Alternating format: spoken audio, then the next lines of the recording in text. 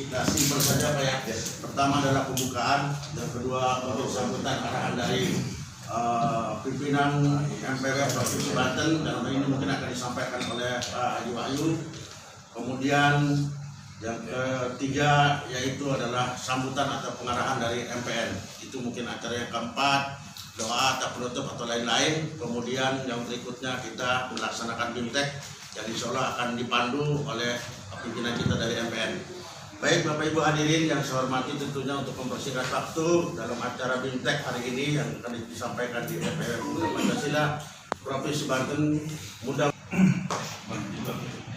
Bismillahirrahmanirrahim. Assalamualaikum warahmatullahi wabarakatuh. Waalaikumsalam. Merdeka! Merdeka! Pancasila! Pancasila! Pancasila! Yang saya hormati jajaran pengurus MPN yang alhamdulillah hadir di tengah kita dan diwakili oleh Pak Sekjen ya, Pak ketua organisasi ya kan, teman-teman MPC dan PAC Provinsi Banten. Pertama-tama dan setelah kita bersyukur kepada Allah Subhanahu wa taala bahwa pada hari ini alhamdulillah kita dapat berkumpul dalam keadaan sehat walafiat untuk ada suatu agenda yang akan disampaikan oleh pihak MPN terkait dengan bimbingan teknik relawan gugus tugas wilayah COVID-19 Pemuda Bisa Provinsi Banten. Saya berharap kepada teman-teman, ini adalah paparan yang diberikan oleh MPN ini cara penanganan mungkin ya.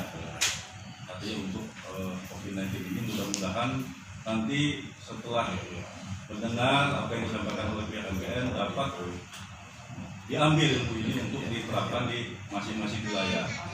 Karena memang kondisinya sekarang penyebaran COVID ini sangat luar biasa. Akan tetapi kita sebagai ormas Pemuda Pancasila juga ingin ikut berpartisipasi dalam hal pencegahannya agar supaya nanti teman-teman bisa tahu teknis seperti apa yang akan disampaikan oleh MPN. Ya, kami juga dalam kesempatan ini karena kemarin kita sedang melakukan halal bihalal, kami dari MPW Pemuda Pancasila Provinsi Banten mengucapkan minal aidin wal faizin, mohon maaf lahir dan batin, karena memang dalam kondisi COVID ini kita tidak boleh mengadakan agenda kumpul-kumpul bang di sini. Jadi ya, kita melalui grup WA, melalui komunikasi via telepon saja. Nah, makanya pada kesempatan ini tolong apa yang diberikan oleh paparan oleh pusat ini agar supaya dapat dimengerti oleh teman-teman dan bisa dipahami agar supaya nanti bisa disampaikan kepada teman-teman di lapangan. Mungkin saya tidak banyak lebar, intinya nanti secara teknis akan disampaikan oleh tim dari MPN. Paling sekian saja saya, kurang lebihnya mohon maaf. Saya Wilayah Taufiq Hidayah. Wassalamualaikum warahmatullahi wabarakatuh. Pancasila, Pancasila, Pancasila, Merdeka. MPW Provinsi Banten yang telah menyampaikan arahan dan pandangannya kepada kita semua. Mudah-mudahan apa yang telah disampaikan beliau dapat dipahami dan dimengerti oleh kita semua, dan insya Allah untuk detailnya, untuk lebih jelasnya insya Allah nanti akan disampaikan oleh pimpinan kita dari MPN Majelis Pimpinan Nasional Pemuda Pancasila yang insya Allah nanti akan disampaikan. Kemudian sebelum menginjak berikutnya perlu kami sampaikan juga para pimpinan dari MPN bahwa sesuai dengan petunjuk teknis bahwa di FPH Pemuda Pancasila ini dari 5 kabupaten kota sesuai dengan instruksi adalah setiap MPC 13 orang. Namun karena situasi dan kondisi ruangan seperti ini, kami untuk perwakilan saja yang masuk ke ruangan adalah 7 orang. Yang lainnya ada di luar juga. Ada yang dapat saya sampaikan untuk sementara informasi, dan mudah-mudahan juga dari MPC Pemuda Pancasila Kabupaten Tangerang segera hadir untuk mengikuti acara di tengah-tengah kita. Baik Bapak-Bapak hadirin yang saya hormati, para pengurus dan kader Pemuda Pancasila yang saya hormati dan saya banggakan, untuk selanjutnya marilah kita dengar bersama arahan dan pandangan yang akan disampaikan oleh pimpinan kita dari Majelis Pimpinan Nasional Pemuda Pancasila. Untuk itu waktu dan tempat kami persilakan. Pak Wasekjen ya, Pak Habib. Untuk sebagai ketuanya silakan Pak Habib untuk menyatakan. Terima kasih. Assalamualaikum warahmatullahi wabarakatuh. Waalaikumsalam warahmatullahi wabarakatuh. semua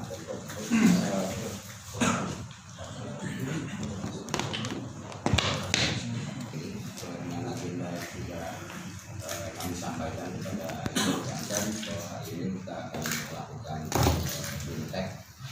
Sebelumnya mari kita sambut salam perjuangan bangsa kita dan salam perjuangan organisasi kita. Merdeka! Merdeka! Pancasila! Pancasila! Pancasila! Hari ini kita akan melakukan fintech terkait dengan program Task Force Kemanusiaan COVID-19 Ormas Pemuda Pancasila yang sudah berjalan sejak bulan Maret yang lalu.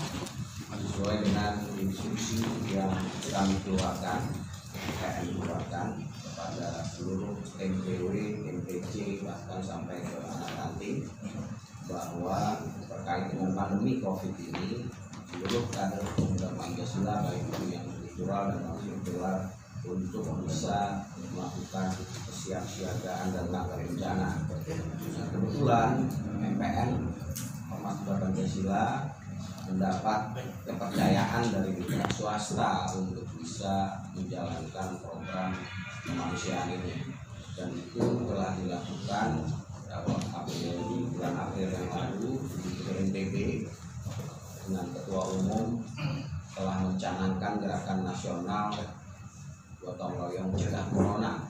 Mungkin teman-teman sudah lihat di berbagai media yang juga disampaikan oleh Ketua Umum pada saat itu.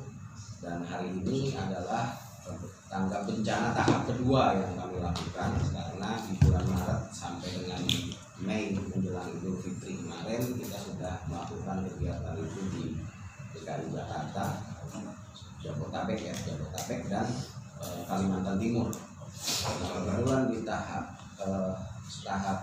kedua ini ada 5 provinsi yang akan kita lakukan hal yang sama tentunya. Itu diantaranya Jawa Barat, kemarin kita sudah lakukan fintech di Bandung di Jawa Barat. Terus ada Banten hari ini, besok kami akan lakukan di DKI, dan hari Rabu kami akan menuju ke Semarang untuk Jawa. Jadi ada 4 provinsi di tahap kedua ini yang akan ikut dalam program tanggap bencana COVID-19 yang sudah berjalan. Kawan-kawan, tentu Pak Sekretaris, ya teman-teman semua, ini merupakan momentum bagi kita Ormas Pemuda Pancasila untuk membuktikan diri bahwa kita memiliki kepekaan sosial yang tinggi, makanya kita mendapat kepercayaan itu. Nah, untuk itu sesuai dengan amanat Ketua Umum, pesankan kepada seluruh kader untuk tetap menjaga nama baik organisasi, dekat dengan masyarakat, bahu-membahu, bergotong royong, sehingga eksistensi ormas kita tentu akan semakin baik ke depannya. Nah, perlu kami informasikan juga bahwa untuk periode Maret sampai dengan Mei menjelang Idul Fitri kemarin, catatan di Badan Penanggulangan Bencana Nasional (BNPB) nasional, alhamdulillah Ormas Pemuda Pancasila menduduki peringkat pertama terkait dengan kegiatan kemanusiaan yang dilakukan, baik itu berupa penyemprotan, pendistribusian sembako, termasuk kegiatan-kegiatan sosial yang dilakukan oleh keluarga besar Pemuda Pancasila dari Sabang sampai Merauke. Karena dari statistik yang MPN kumpulkan berdasarkan berita dan laporan pada saat muncul dengan Ketua Umum, itu tidak kurang lebih 97.000 kader Pemuda Pancasila seluruh Indonesia yang bergerak sejak bulan Maret. Artinya ini merupakan poin kebanggaan untuk kita semua, tapi juga jangan buat kita terlena. Justru ini jadi motivasi kita bersama untuk terus berbuat kebaikan, dekat dengan masyarakat, apalagi di tengah kondisi COVID yang terus terang. Kalau bencana biasa, Pak Sek, kelihatan, longsor, gempa, kebakaran, jelas kelihatan barangnya. Kalau ini kasat mata, makanya kenapa protokol kesehatan harus diperhatikan juga sama teman-teman. Kami juga memantau, sebetulnya kawan-kawan sudah juga berjalan untuk membantu masyarakat. Tapi dengan program ini tentunya yang selama ini mungkin kalau turun suka cuek, nggak pakai masker, nggak pakai hand sanitizer, niatnya memang baik untuk bantu, tapi mohon untuk yang sekarang kita coba ikuti protokol itu karena kita sudah mendapat kepercayaan, dan juga kepercayaan ini akhirnya kita tidak ikutin aturan yang ada gitu kan, nggak bagus juga buat kita. Nah harapannya memang dengan program yang ada di Banten pada saat ini bisa membawa keberkahan, kebaikan untuk masyarakat Banten tentunya, apalagi COVID ini mudah-mudahan dalam waktu dekat bisa kita tanggulangi bersama dan kita bisa kembali ke kehidupan semula, walaupun mungkin masih dalam kondisi budaya yang baru. Artinya ini normalnya masih budaya yang baru, bukan menghilangkan aktivitas terus-menerus karena tidak mungkin, ekonomi juga akan terganggu. Pemerintah pasti akan membuka lagi semua usaha yang memang sudah dilakukan oleh masyarakat, aktivitas masyarakat. Cuma budaya yang baru itu tentu harus diikuti, seperti harus kalau keluar pakai masker, pakai hand sanitizer, kalau habis megang apapun gitu. Intinya kita diajarkan menjaga kebersihan. Kalau di Islam kan kebersihan sebagian dari iman, ini sebagian sudah jadi budaya kita semua. Jadi kalau kemarin kita cuek, sekarang kita harus lebih disiplin lagi. Aktivitasnya mudah-mudahan akan bisa normal kembali dalam waktu dekat. Nah kawan-kawan, mungkin yang terakhir yang ingin saya sampaikan, amanah ketua umum yang juga ingin kami sampaikan.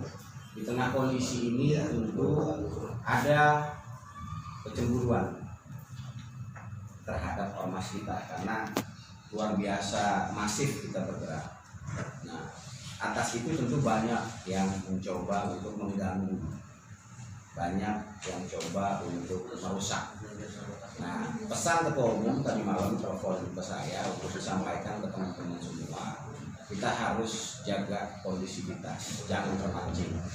Karena ada beberapa isu nasional terkait dengan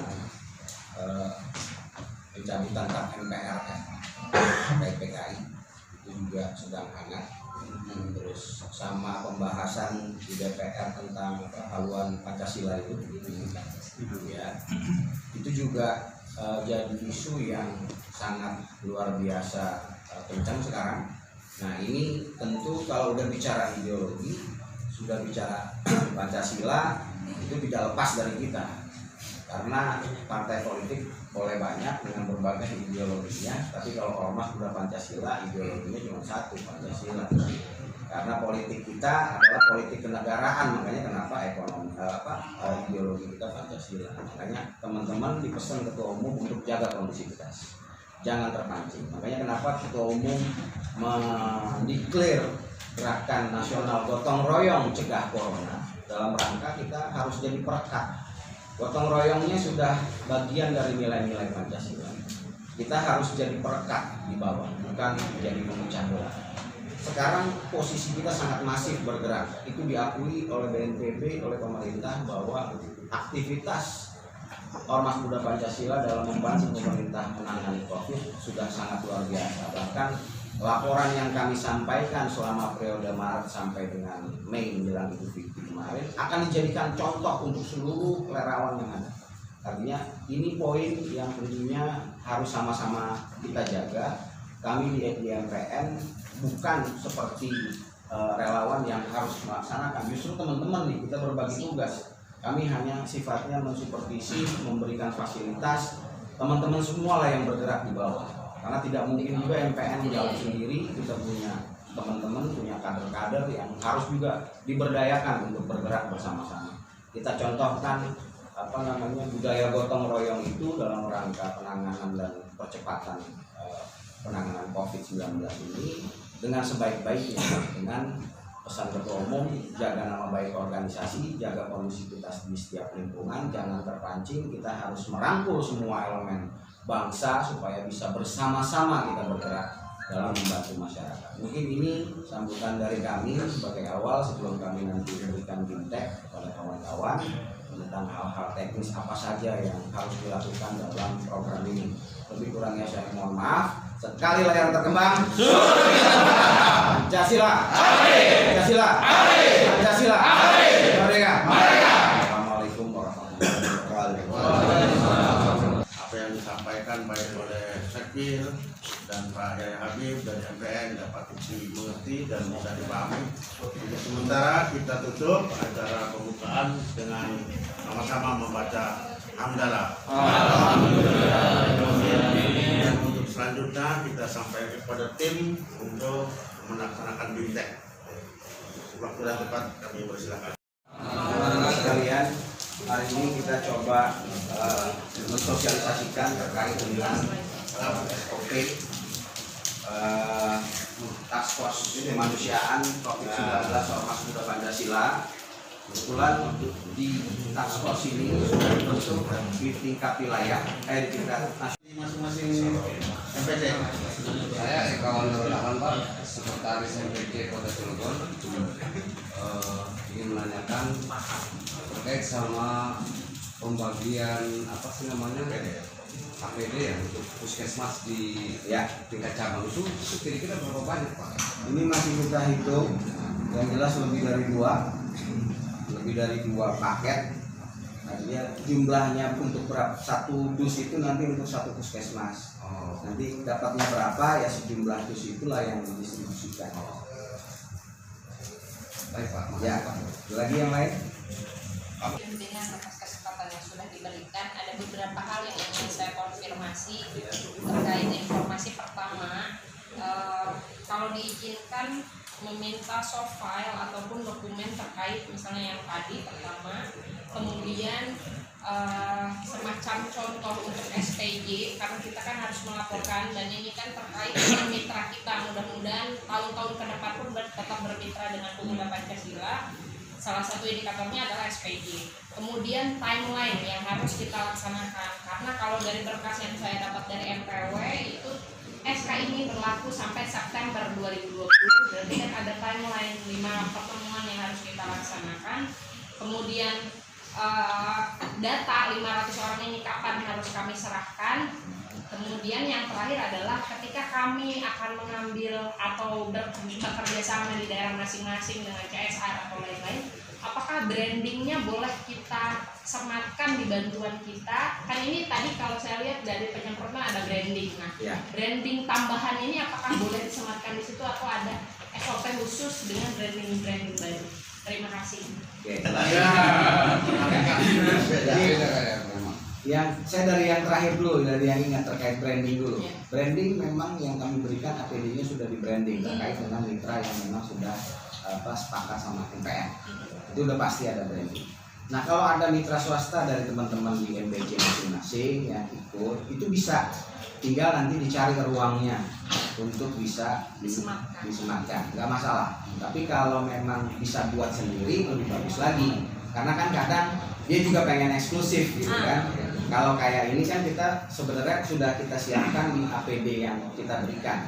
Nah, tinggal kalau memang ada dari Pandeglang misalkan ada yang ikut, nah silakan aja dibuatkan. Akan lebih baik sih dibuatkan lebih sendiri supaya tidak tercampur. Tapi kalau tidak memungkinkan mau disematkan, karena yang kita berikan udah jadi gitu, udah ada, udah dicetak. Mau masukin lagi juga agak repot nanti. Itu aja. Terus yang berikutnya terkait sama bahan materi, nanti bisa kita share bahan materi ini, binteknya. Kalau SK itu sebetulnya itu SK yang untuk sampai September itu untuk gugus nasional. Kalau yang ke teman-teman ini sebenarnya bisa berlaku 1 bulan sesuai dengan program. Program ini kan kita mainkan di tahap kedua sebulan nih. Sampai Juni, sampai Juni akhir itu masa berlakunya. Karena nanti juga akan bergeser ke wilayah-wilayah lain. Kemarin Jabodetabek sama Kaltim mereka sudah selesai, sekarang pindah 4 provinsi yang ada di Jawa. Apalagi tadi Kak? Dokumen SPJ dan lain-lain contoh. Oke. Untuk memudahkan saya saran bikin grup gugus wilayah dan cabang Banten. Nanti kita ada di situ, nanti kita share semua terkait dengan contoh laporan dan lain sebagainya. Wah, betul. Ya, dua. Silakan. Ada lagi tadi yang belum jawab. Berarti kalau timeline tentatif menurut kita aja. timeline yang penting di sampai Juni akhir nanti selesai. kan untuk 5 kali operasi. Ada 5 kali nyemprot, 5 kali sosialisasi, 5 kali untuk distribusi, ya kan. Nah, kalau ini bisa dibuat 1 minggu selesai, silakan. Artinya tidak harus juga, tapi kan tentu itu juga harus dilihat kepentingannya. Semakin banyak, semakin sering, setiap hari PP turun ke bawah, kepercayaan masyarakat makin bagus. BNPB tuh bingung, ini PP tiap hari katanya ada terus, nggak berhenti.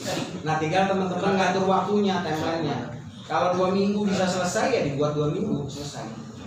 Artinya itu kami serahkan, tapi dipikirkan tentang itu tadi, efek ke masyarakat. Karena kita mau dampak kita turun ke masyarakat, ya masyarakat juga ada dampak positif ke kita gitu.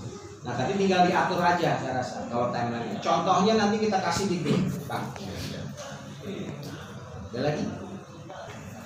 Jadi nggak ada deadline kapan kita harus menyerahkan. Ya, segera.